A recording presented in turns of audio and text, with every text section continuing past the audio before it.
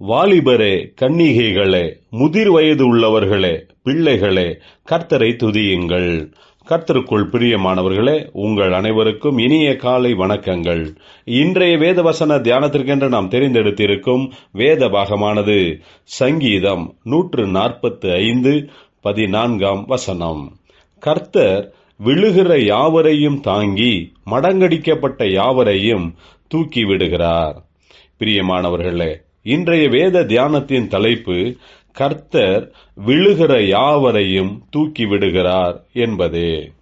சங்கீதக்காரனாகிய தாவீது இந்த 145 சங்கீதத்தில் தேவனாகிய கர்த்தரின் மகிமை, அவருடைய வல்லமை, அன்பு, தயவு, இரக்கம் என்று தன்னுடைய அனுபவத்திலிருந்து கர்த்தருடைய குணாதிசயங்களை எல்லாம் வர்ணித்து சொல்லுகிறார்.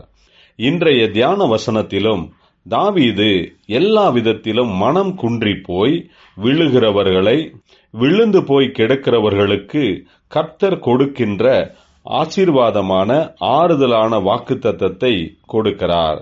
அது என்னவென்றால், கர்த்தர் விழுகிற யாவரையும் தூக்கி மடங்கடிக்கப்பட்ட யாவரையும் தூக்கி விடுகிறார் என்பதாக.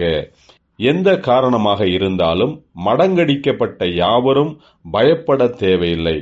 நம்மிடத்தில் ஒன்றுமே இல்லை என்று அநேகர் நம்மை பரியாசம் செய்தாலும் கூட நாம் பயப்பட தேவையில்லை.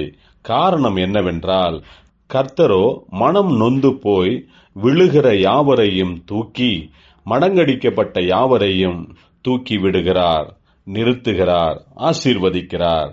இது கர்த்தருடைய வாக்குத்தத்தம். இது கர்த்தர் நமக்கு கொடுக்கிற நம்பிக்கையின் வாக்குத்தத்தமாகும்.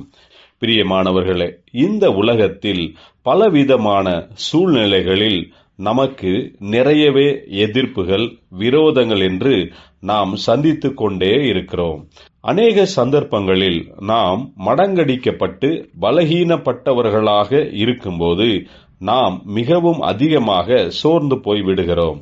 ஆனால் கர்த்தர் நமக்கு கொடுக்கிற நம்பிக்கையின் வாக்குத்தத்தம் என்னவென்றால், கர்த்தரே நம்மை தூக்கி விடுகிறார், நிறுத்துகிறார். அவரே நம்மை ஆசீர்வதித்து உயர்த்துகிறவருமாயிருக்கிறார். இதற்காக நாம் கர்த்தருக்கு ஸ்தோத்திரம் பண்ணுவோமாக.